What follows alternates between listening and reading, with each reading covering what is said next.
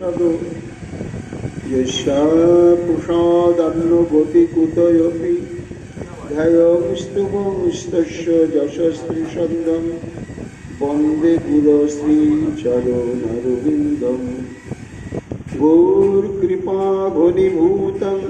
प्रभुं श्रीहरिनन्दनं मम जीवन सर्वस्वं भक्त्यालो मे पुनः पुनः राधा कृपामयं वपुं श्रीगुरुदिनतारकं प्रभुं श्रीगौरगोपालं भक्त्यालो मे पुनः पुनः अजानुलम्बितभुजौ कनकावदातु सङ्कीर्तनैकपितरौ कमलायताक्षौ विश्वम्भरौ द्विजवरौ जुगधर्मपालौ वन्दे जगत्प्रियकरौ करुणावतारौ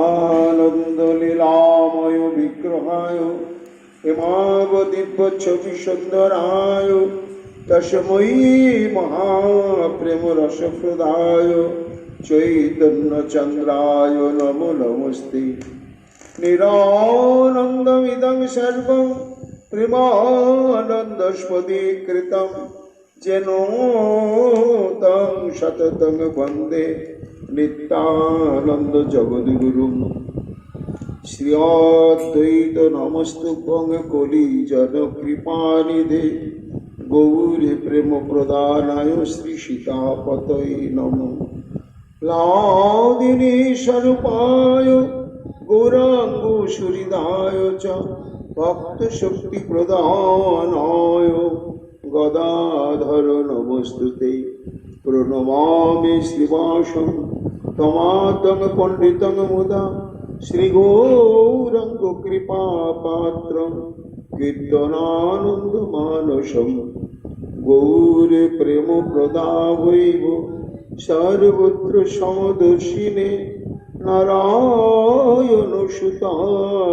च श्रीमन्नरहरये नमः बर्हापीडविरामं मृगमदतिलकं कुण्डलाक्रान्तगण्डं कञ्जाक्षं कुम्भकण्ठं स्मितसुभगमुखं सादरे न्यस्तवेणुं श्यामं शान्तं त्रिभङ्गं रविकरवसनभूषितं वैजयन्तं वन्दे वृन्दावनस्थयुवतिशतप्रीतं ब्रह्मगोपालवीशं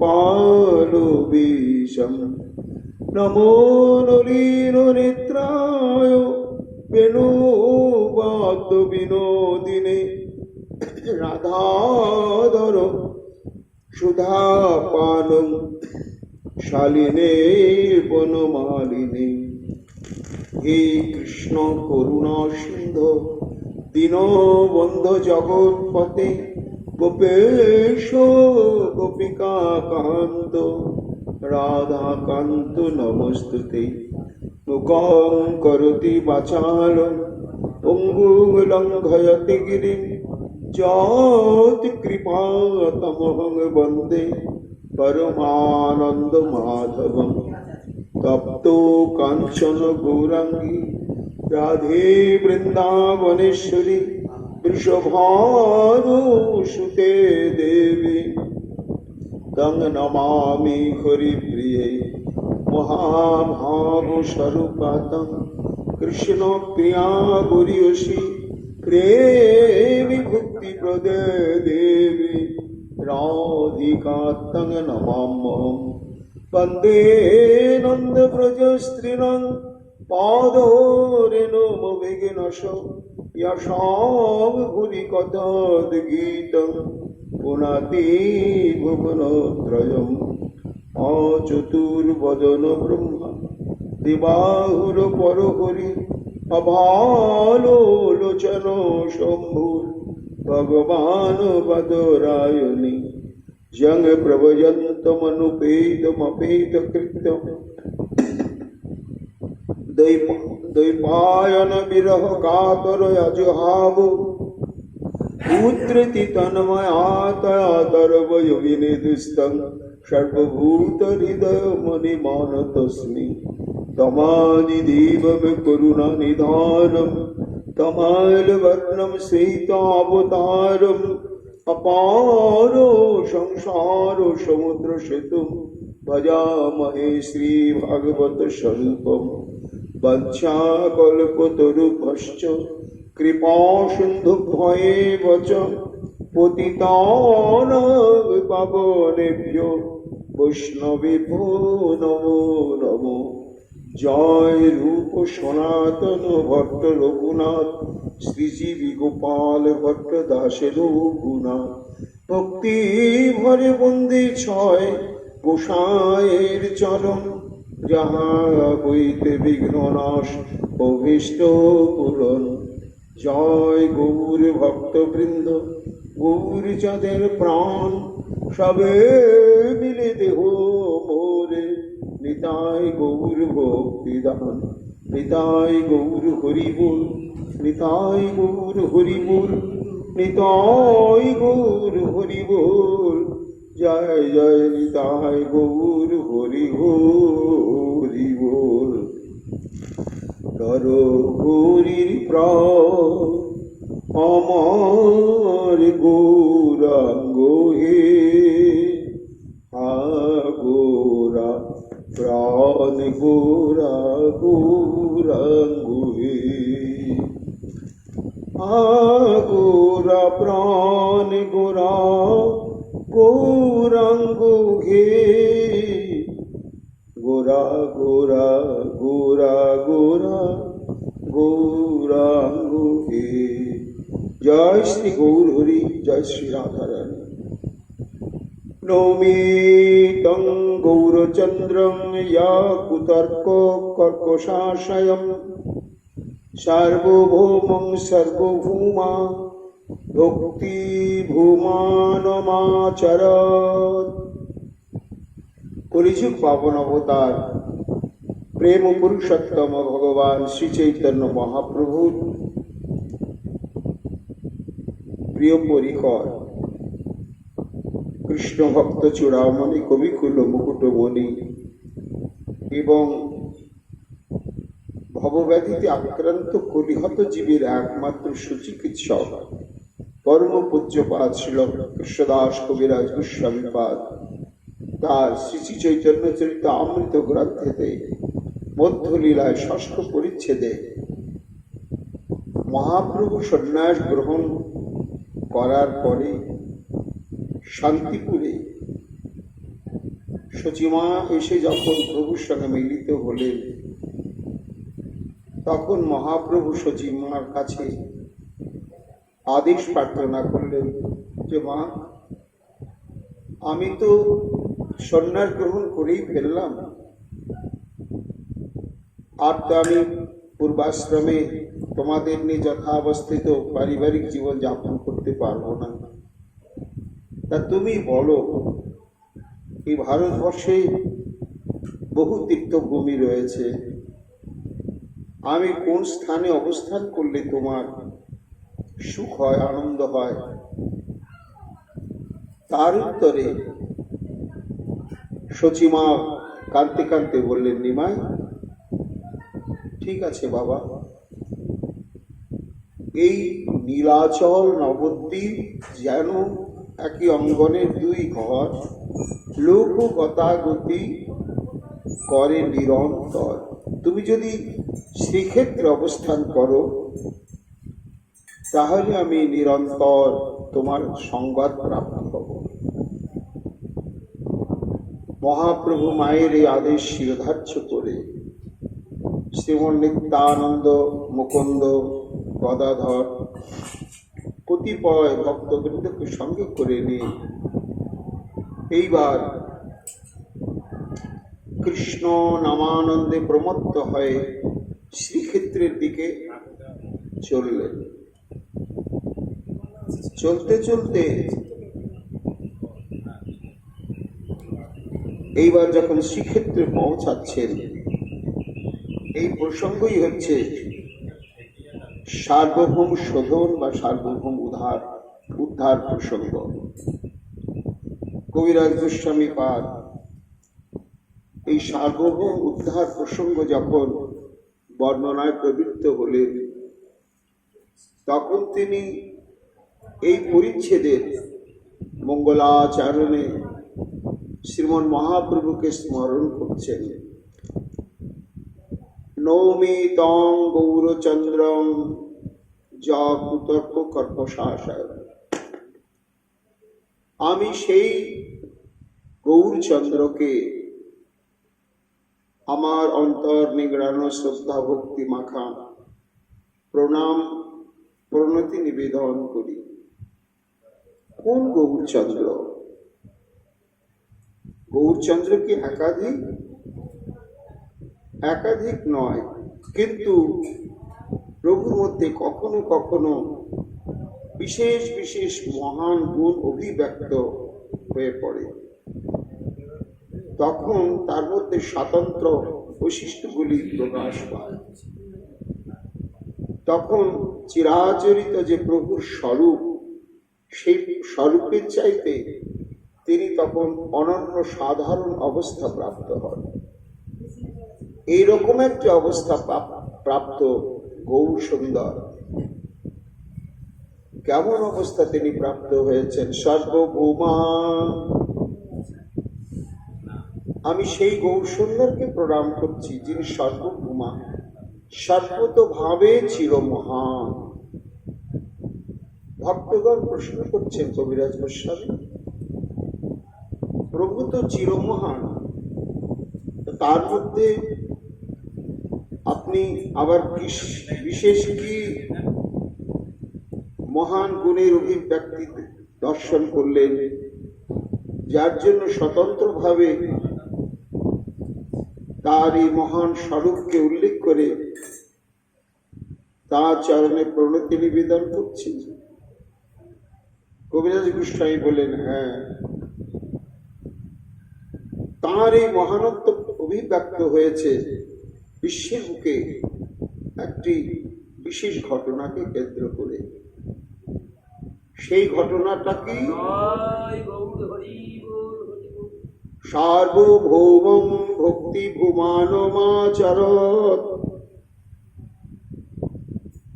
যিনি সার্বভৌম ভট্টাচার্য, সেই সার্বভৌম ভট্টাচার্যকে তিনি পরম ভক্তিমান বিগ্রহ রূপে পরিণত করেছিলেন। যেন ভক্তি রসে গঠিত তনু প্রতিমা পরিণত হয়েছিলেন এই সেই সার্বভৌম ভট্টাচার্য। তাহলে সার্বভৌম ভট্টাচার্য কি আগে ভক্তি মানতেন না? না না, তিনি কেমন ছিলেন? কুতর্ক কর্পশাসায়, যার চিত্তবৃত্তি, যার হৃদয়বত্তা নিরন্তর অতীব কর্কশ কঠিন, এমন হৃদয়বত্তা বিশিষ্ট। কেন? তার এই কঠিন অবস্থার হেতুটা কি ছিল? কুতর্ক। কুতর্ক বলতে,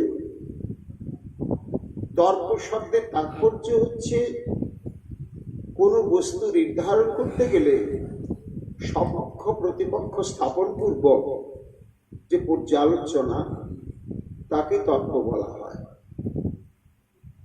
এই তর্ক দুই প্রকার, সুতর্ক এবং কুতর্ক। সুতর্ক কখন না, ভক্তি হচ্ছে মূল অভিধেয় তত্ত্ব। এই ভক্তির দ্বারাই অখিল ব্রহ্মাণ্ডপতি তিনি তৃপ্ত হন, বস্তুত স্বীকার করেন ভক্তের কাছে, এবং পরিপূর্ণতম রূপেই ভক্তের কাছে তিনি প্রতিভাত হন। জ্ঞান কর্ম যোগাদির দ্বারা তার এই পরিপূর্ণতম স্বরূপ কখনো প্রাপ্ত হওয়া যায় না। তো সেই ভক্তি স্থাপনের উদ্দেশ্যে যে পর্যালোচনা, সেটা সুতর্ক। আর কুতর্ক কোনটি? না, ভক্তিবাদকে নিরসন করবার জন্য যে তর্কের প্রাধান্য দিয়ে সবসময় চিত্তবৃত্তি ব্যস্ত থাকে, সেই তর্কটা হচ্ছে কুতর্ক। এই তর্কের ভেতরে চিত্তবৃত্তি একবার যদি নিমজ্জিত হয়, তাহলে তার হৃদয় এমন মলিন এবং কর্কশ হয়ে যায়, কখনো সেই হৃদয় ভক্তি রসে কোনদিন আর পরিশুদ্ধ হয় না। তদানীন্তন ভারতবর্ষে শঙ্করাচার্য প্রবর্তিত যে নির্বিশেষ ব্রহ্মবাদ, এই নির্বিশেষ ব্রহ্মবাদ তত্ত্ববেত্তা প্রচারক আচার্য ছিলেন সার্বভৌম ভট্টাচার্য।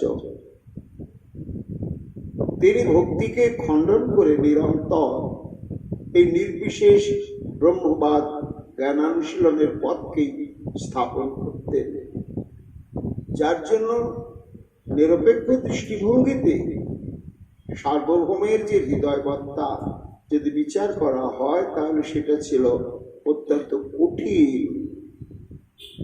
এই কঠিন অবস্থা হেতুই হচ্ছে কুতর্ক নিষ্ঠা, অর্থাৎ ভক্তিকে নিরসন করবার নিরন্তর যে প্রচেষ্টা, তৎপরতা। এমন যে সার্বভৌম ভট্টাচার্য, তাকে আমার মহাপ্রভু কি করলেন? ভক্তি ভুমানং আচরণ, তাকে একেবারে ভক্তি কৃষ্ণ প্রেম ভক্তি রস সমুদ্রে এমন ভাবে নিমজ্জিত করে দিলেন, অভাবনীয় ঘটনা ঘটল ভারতবর্ষের বুকে। ভারতবর্ষের নির্বিশেষ ব্রহ্মবাদীদের অন্তরে বিস্ময় জাগল। মহাপ্রভু পারমার্থিক বিপ্লবী। সন্ন্যাস গ্রহণ তার দুটি কারণ, অন্তরঙ্গ কারণ। ব্রজের গোপিকাগণ কৃষ্ণ সেবা নিষ্ঠায় যেমন সর্বধর্ম পরিত্যাগ করেছিলেন, সর্বধর্ম পরিত্যাগ না করলে সর্বতভাবে শ্রী ভগবানের সেবা অধিকার প্রাপ্ত হওয়া যায় না। সূক্ষ্ম তাৎপর্যময়ী সেবা বাসনারও প্রকাশ ঘটে না অন্তরে। একটি সংশয় থেকে যায়, অপেক্ষা থেকে যায় নানা প্রকার বিধি ধর্মের। তাই মহাপ্রভু আনুষ্ঠানিকভাবে সম্যক রূপে নিজেকে ন্যস্ত করে দিলেন কৃষ্ণানুষ্ঠানের জন্য। আমার কোনো বর্ণাশ্রম জড়িত আর বাধা থাকলো না। দ্বিতীয় কারণ ছিল তদানীন্তন ভারতবর্ষ এই সন্ন্যাসী স্বরূপের উপরে ছিল শ্রদ্ধাশীল।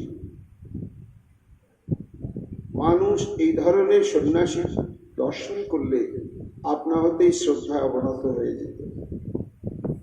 মহাপ্রভু চিন্তা করলেন, আমি যদি সন্ন্যাস গ্রহণ করি, তাহলে মানুষ স্বাভাবিকভাবে আমার প্রতি শ্রদ্ধা জ্ঞাপন করবে, এবং তখন আমি সেই শ্রদ্ধার সূত্র ধরে প্রত্যেকের ভেতরে দুর্লভ কৃষ্ণ প্রেম ভক্তি সঞ্চার করতে পারব।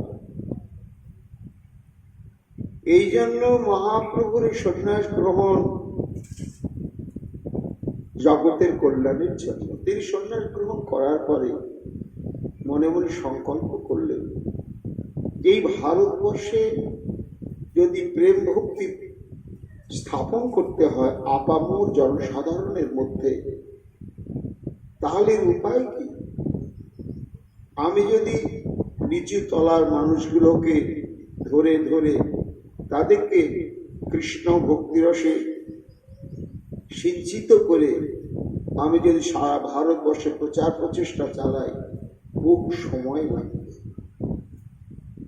আর সমাজে দুই প্রকার মানুষকে অনুসরণ করা হয়। এক হচ্ছে যিনি আচার্য, আর যিনি প্রশাসক, রাজা বা সম্রাট। যারা আচার্য, ধর্মতত্ত্ববেত্তা, তাদের আচরণ মানুষ অনুসরণ করে, এবং প্রশাসনের উচ্চ শিখরে যারা থাকে, রাজা, সম্রাট ইত্যাদি, তারাও যে সমস্ত আচরণাদি করে, পরবর্তীতে জনসমাজ ভাবেন এটি কর্তব্য জ্ঞানে তারা অনুসরণ করতে থাকবে।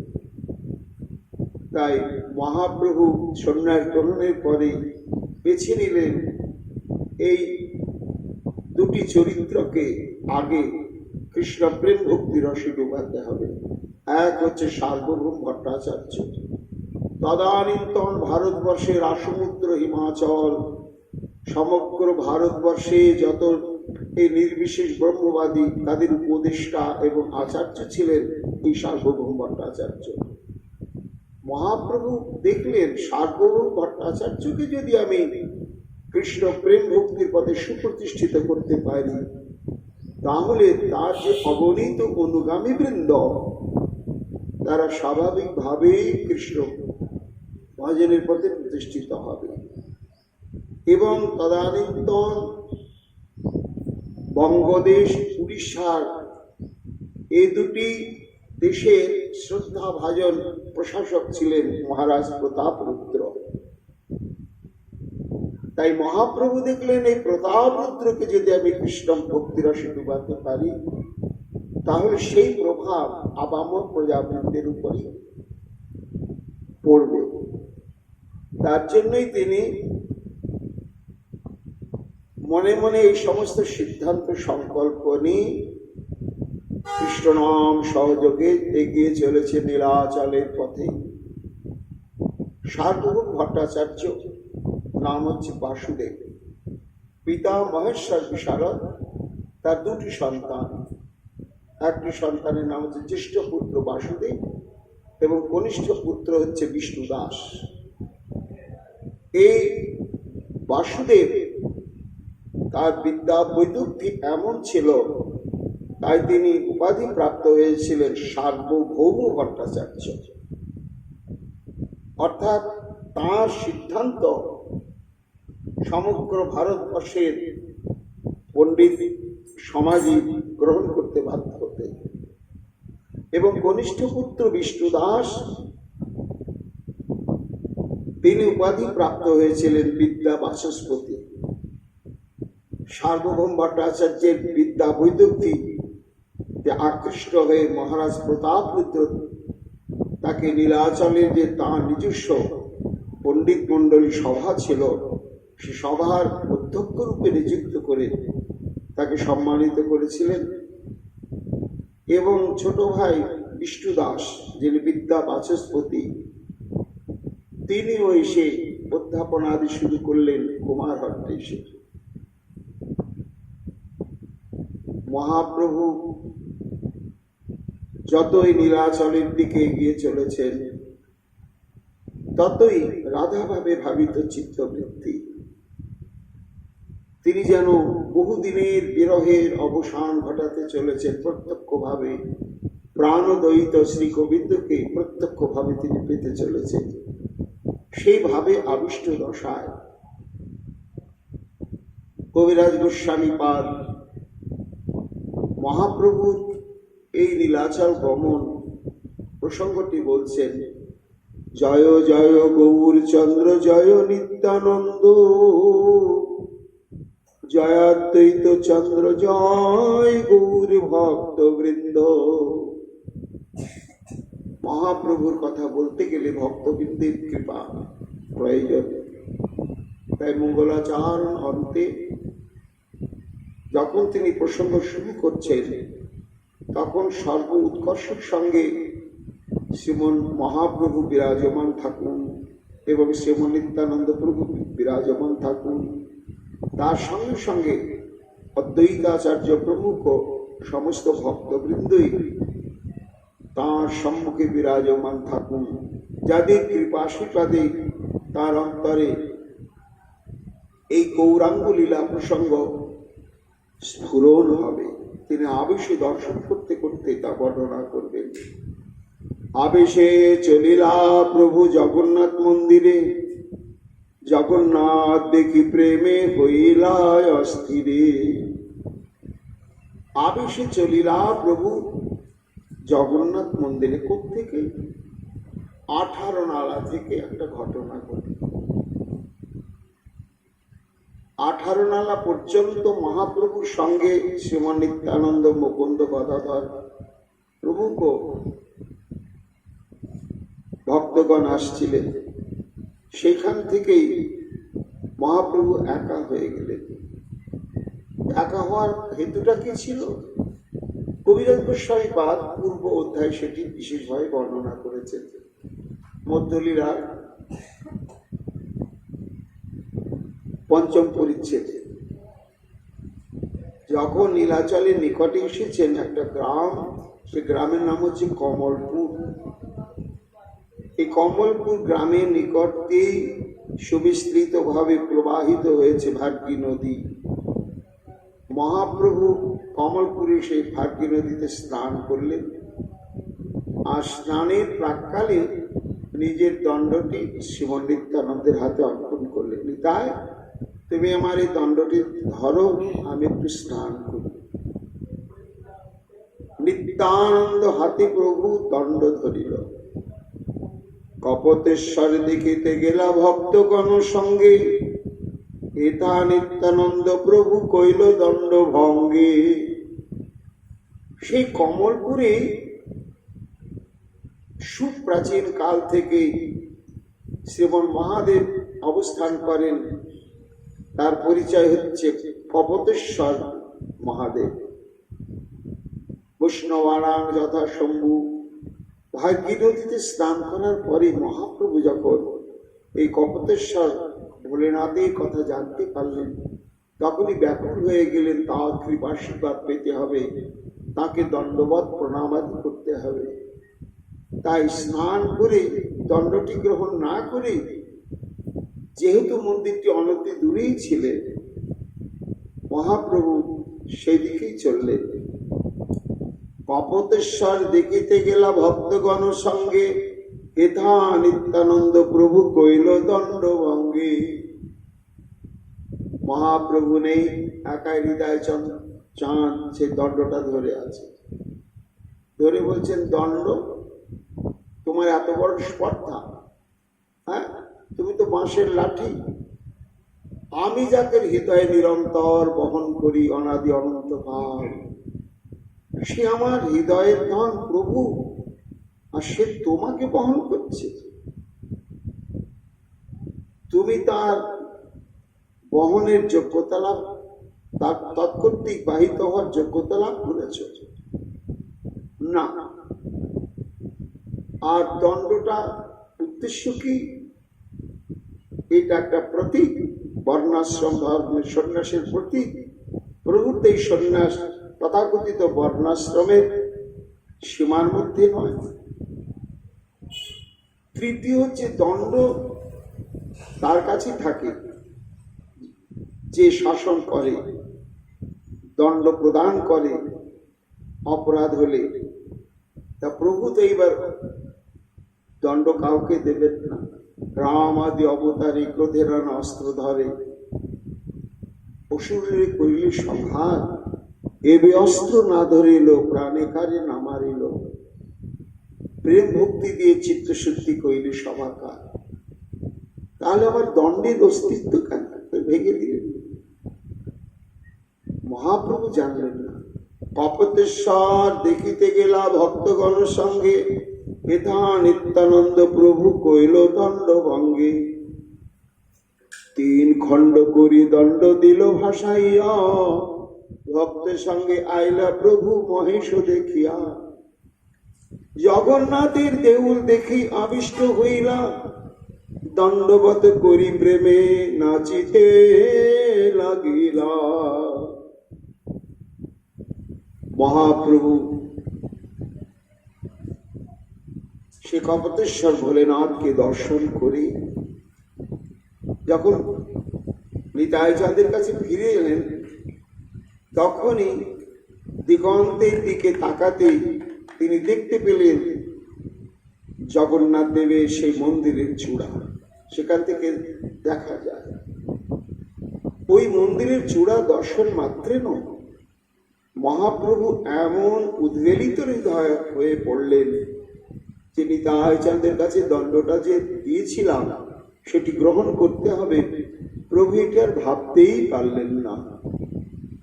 একেবারে বিরহ, রাধা রানীর বুকে যে কৃষ্ণ বিরহ, আজ মহাপ্রভুর অন্তরে সেই বিরহের তীব্রতম অবস্থা ধারণ করলেন। জগন্নাথের দেউল দেখি আবিষ্ট হইলা, দণ্ডবত করি প্রেমে নাচিতে লাগিলা। জগন্নাথ দেবের সেই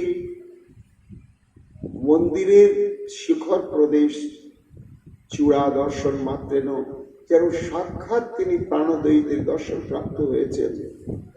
এমতো অবস্থায় অষ্টসাত্ত্বিক ভাবে বিকার প্রাপ্ত হলেন মহাপ্রভু। আর সেই প্রেমের আতিশয্যে, প্রেমের পেটি ধর্ম, কখনো নাচছেন, কখনো গাইছেন, কখনো হাসছেন, কখনো কাঁদছেন। ভক্তগণয় আবিষ্ট হইয়া সবে নাচে গায়, প্রেমাবেশে প্রভু সঙ্গে রাজমার্গে যায়।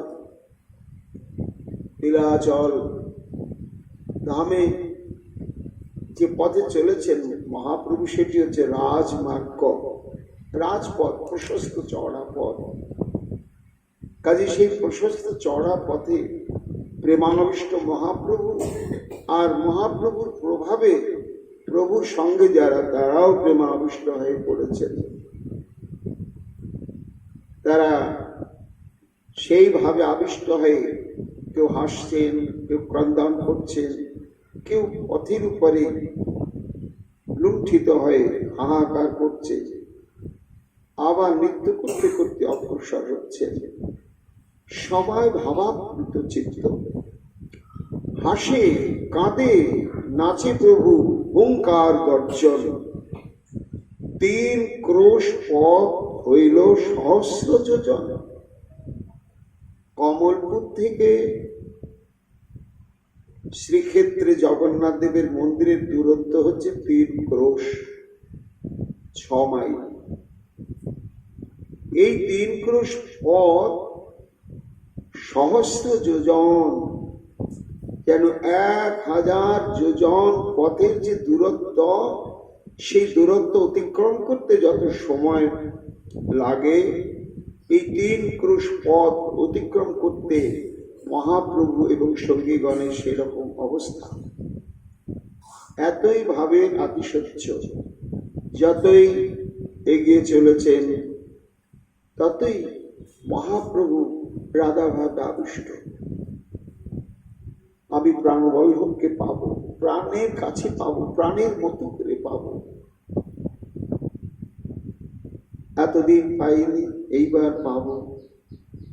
তাই সঙ্গে সঙ্গী যদি থাকে তাহলে তো আমি প্রাণদ্বৈতকে প্রাণ ভরে আমি হৃদয়ে ধারণ করতে পারবো না। আমার একটা অপেক্ষা থাকবে। প্রেম, প্রেমাস্পদকে এবং প্রেম পাত্রের কাছে একা একাই পাইয়ে দিতে চায়। প্রেমের অভিব্যক্তি প্রেমাস্পদকে একান্তে একা প্রাপ্তিতেই।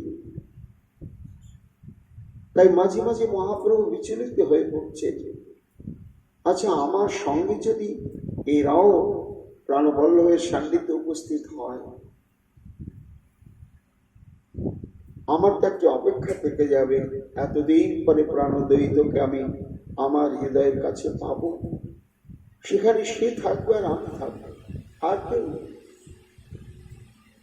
চিত্ত বিচলিত হয়ে গেল, না, আমাকে একান্তে যেতে হবে।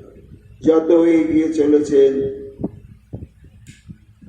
শ্রীক্ষেত্রে সেই মন্দিরের দিকে, ততই মহাপ্রভুর হৃদয়ের ভাবটি এইভাবে প্রগাঢ় হয়ে যাচ্ছে।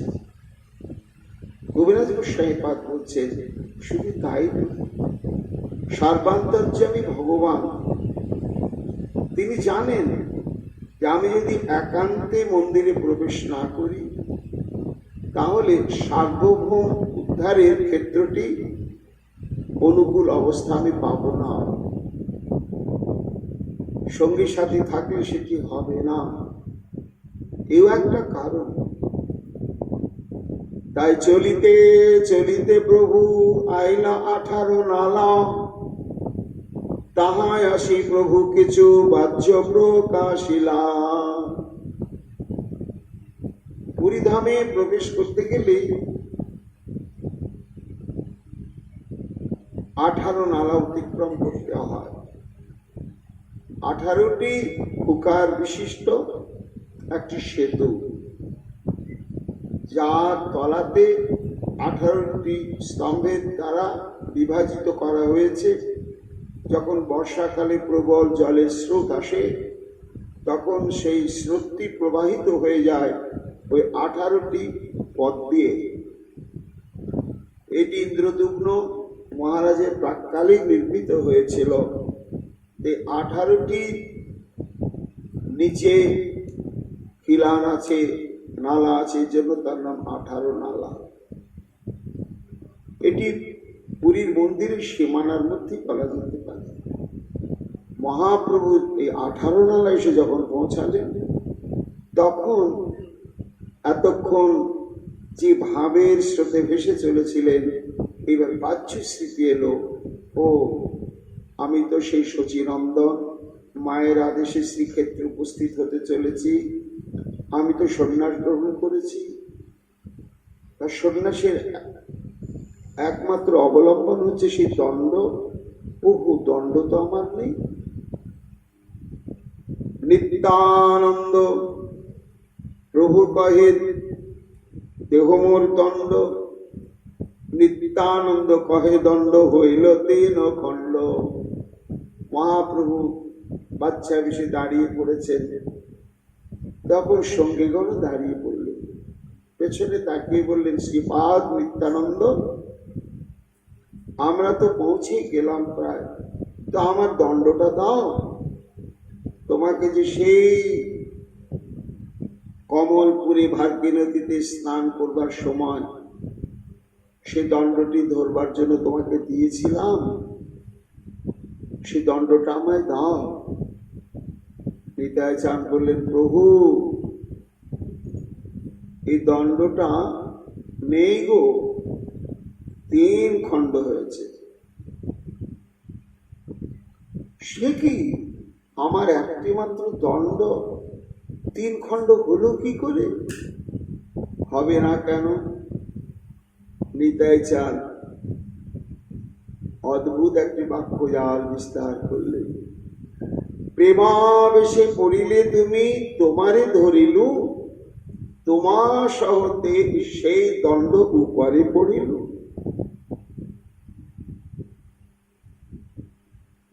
এও একটি মিথ্যা হলো, এটি চরম বাস্তব সত্য।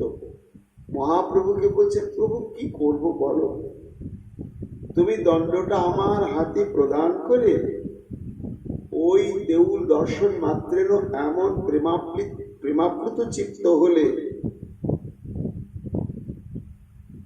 হয়ে অস্থির হয়ে তুমি ভূমিতে যখন পড়তে যাচ্ছিলে, এক হাতে দণ্ড আর এক হাতে আমি তোমাকে ধরতে গিয়েছিলাম, কিন্তু বলো তোমার এই প্রেমের গতিবেগ আমি কি ধারণ করতে পারি?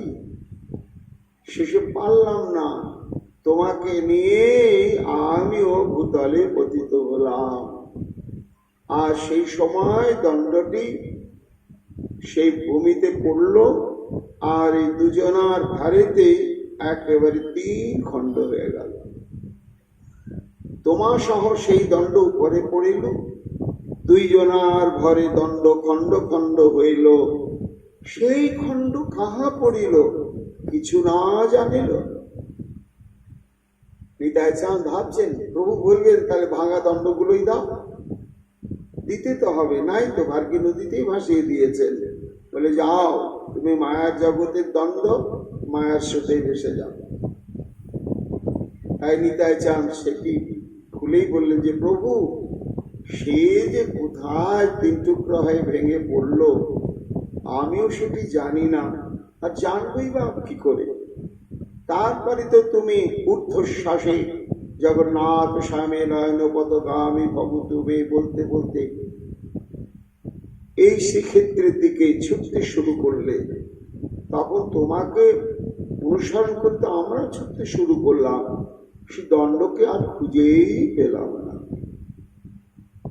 অপরাধটা আমারই প্রভু, মোর অপরাধে তোমার দণ্ড হইল খণ্ড, যেই যুক্ত হয় মোর করো তার দণ্ড। দেওরাত করে মহাপ্রভুর কাছে গিয়ে মস্তক অবনত করে নিতাই চাঁদ বলছেন, এই দণ্ডটা ভঙ্গ হলো তো আমার কারণেই, এর জন্য তো আমিই দায়ী। তো আমার এটা ভয়ঙ্কর অপরাধ প্রভু, এবং এই অপরাধটা দণ্ডযোগ্য অপরাধ। তাই আমি মাথা পেতে নিলাম, তুমি এর জন্য আমাকে যে দণ্ড প্রদান করবে আমি সেই দণ্ডই গ্রহণ করব। শুনি প্রভু মনে কিছু দুঃখ প্রকাশিলাম, ঈষৎ ক্রোধ করি কিছু সবারে কহিলাম। মহাপ্রভু আর দণ্ড প্রদানের কথা ভাবলেন না, তিনি আক্ষেপ করে প্রাণের দুঃখের কথা প্রকাশ করতে লাগলেন। নীলাচলে আনি আমার সবে হিত কইলা, সবে দণ্ড ধন ছিল তাহা না রাখিলা। শ্রীপাদ, সবই তো আমি ত্যাগ করলাম, একমাত্র আশ্রয় গুরুদত্ত আমারই দণ্ড। এই দণ্ডকে আশ্রয় করে আমি নিজেকে দণ্ডিত করে আমার গন্তব্যস্থলের দিকে আমি চলছিলাম। তা সেই আমার একমাত্র অবলম্বন দণ্ডটাকেও তোমরা রাখলে না। কপট অভিমান প্রকাশ করলেন। কবিরাজ গোস্বামীপাদ বলছেন, ভক্তগণ, এইখানেই প্রভুর যে বাসনা, ভাবছিলেন আমি একান্তে আমার প্রাণদয়ীদের সান্নিধ্যে যাব, সেখানে কেউ সঙ্গী থাকবে না, কিন্তু একান্তে যাওয়ার উপায়টা তিনি পাচ্ছিলেন না। এটি হয়ে গেল একটি হেতু। তিনি তখন বললেন, দণ্ড আর কি বলো, শুধু আমার একটি কথা, তুমি সব আগে যাও ঈশ্বর দেখিতে, কিবা আমি আগে যাই না যাব সহিতে। মহাপ্রভু যেন কপট মান প্রকাশ করলেন। শ্রীপাদ, আমার একমাত্র অবলম্বনের দণ্ডটাকেই যখন তোমরা রাখলে না, তোমাদের সঙ্গে আমার আর চলবে না। এইখান থেকে শোনো, হয় তোমরা চলে যাও আগে আমার ভাবে, আমি একান্তে একা একাই চলবো, আর না হলে তোমরা আমাকে আদেশ করো, আমি আগে চলে যাই আমার মতো আমার ভাবে, তোমরা পেছনে পেছনে এসো। বলো কোনটা করবো? তুমি সব আগে যাও ঈশ্বর দেখিতে, কিবা আমি আগে যাই না যাব সহিতে। মুকুন্দ দত্ত কহে, প্রভু তুমি চলো আগে, আমি সব পাছে যাব নাহি যাব সঙ্গে। নিতাই চাঁদ চিন্তা করতে লাগলেন কি করা কর্তব্য। এর মধ্যেই অন্তরঙ্গ ভক্ত মুকুন্দ দত্ত তিনি বলেন, প্রভু তুমি চলো আগে আগে, ওদের পুরো ভাগে, পদ চিহ্ন ফেলি তুমি যাও চলি, মোরা চলি সেই তাকে। তুমি আগে আগে চলো, তোমার ওই পদাঙ্ক অনুসরণ করে আমরাও ধীরে ধীরে পেছনে পেছনে যাব। মহাপ্রভু মনে মনে ভাবলেন, জয় জগন্নাথ, আমার মনের বাসনা পূরণ হলো।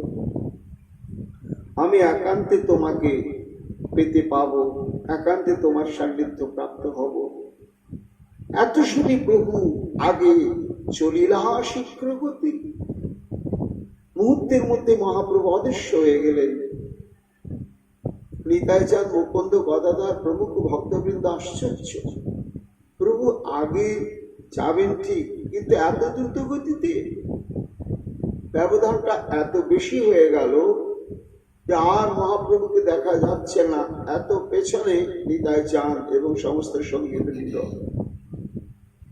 বিদ্যুতের বেগে অনুরাগের বিগ্রহ মহাপ্রভু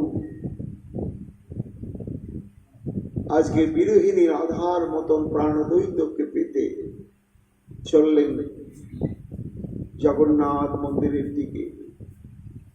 বুঝিতে না পারে কেহ দুই প্রভুর মতি।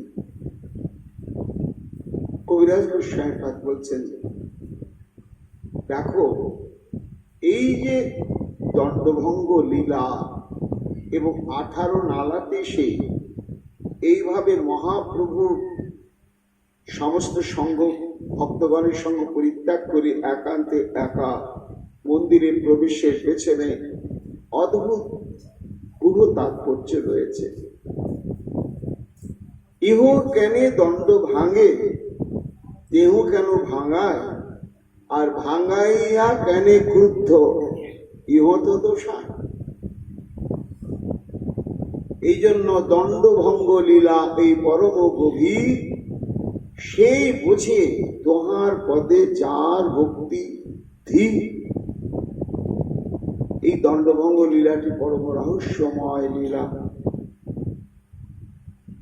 তিনি তো বুদ্ধির প্ররোচক, স্বয়ং ভগবান, সর্বাত্মা সর্বান্তর্যামী। তা নিতাই চাঁদের অন্তঃকরণে দণ্ডভঙ্গের যে অনুপ্রেরণা, এই অনুপ্রেরণার প্ররোচক তো মহাপ্রভুই। তা না হলে নিতাই চাঁদের অন্তঃকরণে প্রভুর দণ্ডটা ভেঙে ফেলার এই বুদ্ধিটা হৃদয় হবে কেন? তাহলে এই দণ্ড ভাঙার হেতুটাই মহাপ্রভুই। আবার এই দণ্ড ভাঙ্গা লীলাকে কেন্দ্র করে কি ক্রোধ প্রকাশ করে সবাইকে পেছনে রেখে একাই চললেন মহাপ্রভু শ্রীক্ষেত্রে জগন্নাথ মন্দির। জগন্নাথ স্বামী নয়ন পথগামী ভবতু মে। সেই বুঝি দোহার পদে যার ভক্তি ধীর। কবিরাজ গোস্বামী পাদ বলছে, লীলা প্রসঙ্গটি অতি গভীর।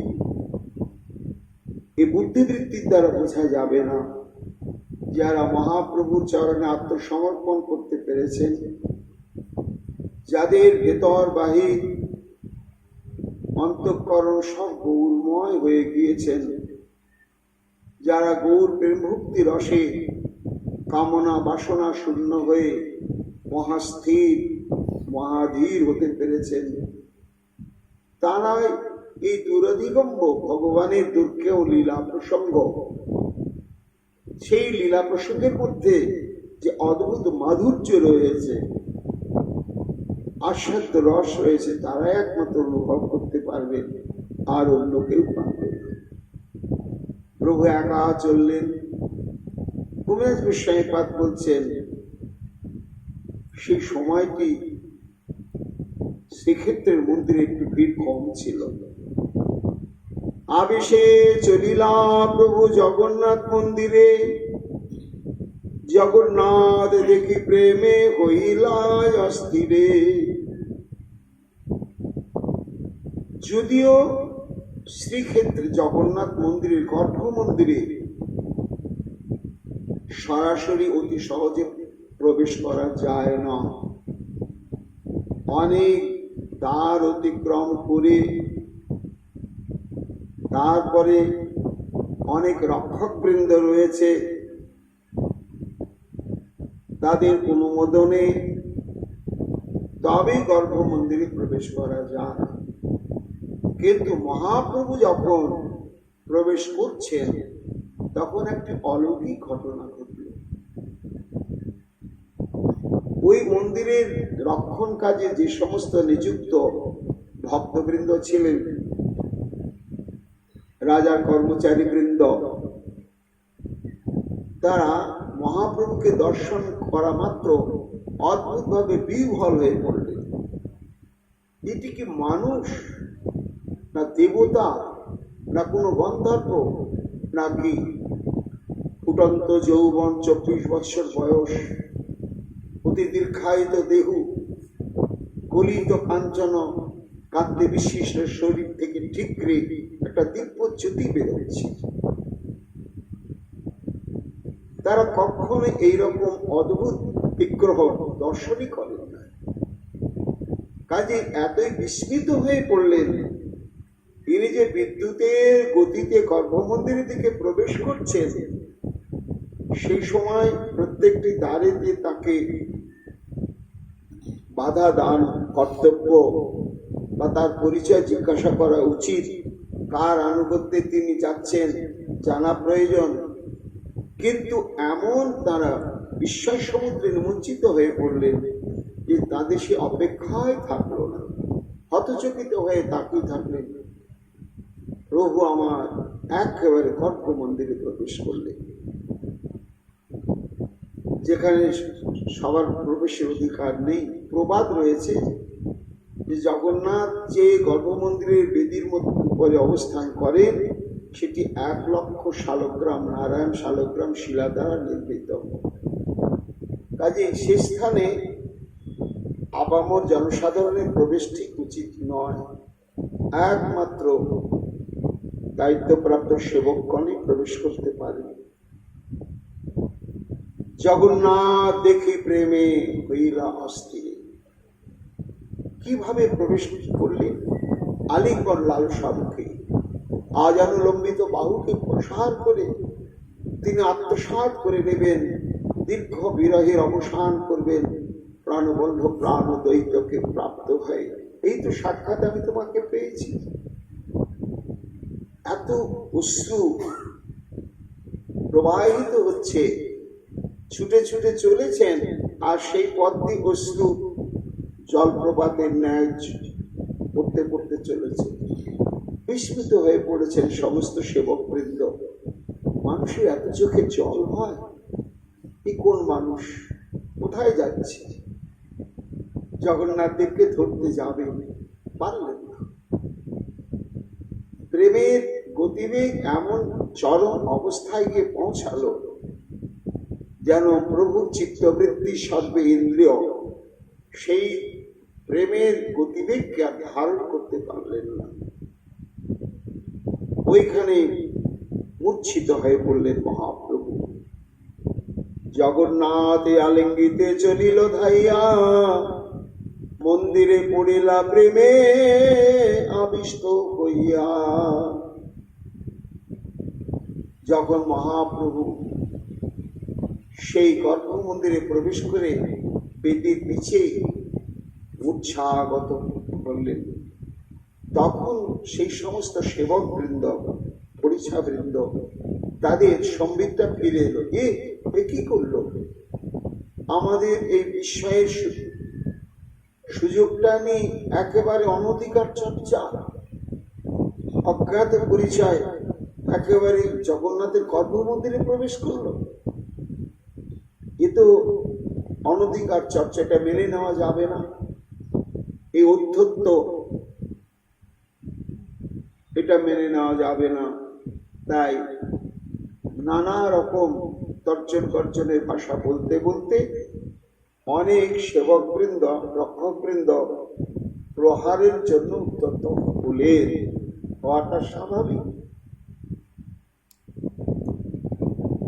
কবিরাজ গোস্বামী পাদ বলছেন, সেই সময় একটা অদ্ভুত ঘটনা ঘটল। কি ঘটল? দৈবে সার্বভৌম তাহা করেন দর্শন, ওড়িশা মারিতে দেহ কইল নিবারণ। দৈবে সার্বভৌম ভট্টাচার্য খুব কমই মন্দিরে আসেন। পণ্ডিত মণ্ডলীর মধ্যে তিনি অধ্যক্ষ, কাজে পণ্ডিত সভাতে তিনি নিরন্তরই আসেন। কিন্তু যেহেতু তিনি শ্রীক্ষেত্রে বাস করছেন, এবং যদিও ভগবত বিগ্রহকে প্রাকৃত জড়বস্তু বলে ঘোষণা করা হয়েছে, কিন্তু তবুও পূর্ব আচার্যবৃন্দ শ্রীক্ষেত্রে জগন্নাথ দেব বিগ্রহের মান্যতা দিয়েছেন। সেই জন্য সার্বভৌম ভট্টাচার্য নিয়মিত না হলেও কখনো কখনো জগন্নাথ দর্শনে আসতেন মন্দিরে। এবং দৈবে সার্বভৌম, এই দৈব ঘটনার আরো একটি তাৎপর্য হচ্ছে এই যে আজকের দিনে যে চৈতন্য মহাপ্রভু এইভাবে এসে মূর্ছাপ্রাপ্ত হয়ে অবস্থান করছেন, এটি সার্বভৌম জানতেন না। দৈবক্রমে তিনি এসে পড়েছেন, আর মহাপ্রভু যেন দৈবক্রমে মন্দিরে এসে এইভাবে মূর্ছাপ্রাপ্ত হয়েছেন। ওই সার্বভৌম প্রবেশ করে জগন্নাথকে দর্শন করতে না করতে দৃষ্টি আকৃষ্ট হয়ে গেল ওই বেদির তলদেশে ভূপতিত একটি স্বর্ণ প্রতিমার দিকে। তখন প্রভু পূর্ণতম সাত্ত্বিককার, সমস্ত শরীরটা যেন সোনার শিমুল গাছে পরিণত হয়েছে, একেবারে প্রত্যেকটি লোমকূপ উদ্গত হয়েছে, আর অজস্র ধর্মবিন্দু মুক্তা ফলের ন্যায় শোভিত হয়েছে। মহাপ্রভু বলেন, এই দাঁড়াও দাঁড়াও, কি ব্যাপার আমি একটু দেখি। প্রভুর সৌন্দর্য আর প্রেমের বিকার দেখি সার্বভৌমের হইল বিস্ময় অপার। কবিরাজ গোস্বাইপাদ বলছেন, সার্বভৌম ভট্টাচার্য শাস্ত্রজ্ঞ তো, এবং কি দর্শন, কি কাব্য, কি তর্কশাস্ত্র, কি বেদান্ত, সবই তার অধিগত করা আছে। তাই কাব্যে তিনি সুপুরুষ এবং সুনারীর অনেক বর্ণনায় তিনি অধ্যয়ন করেছেন, অভিজ্ঞতা আছে। কিন্তু আজকে দেখছেন যে মহাপ্রভুর যে সৌন্দর্য মাধুর্য, যে অঙ্গ সন্নিবেশ,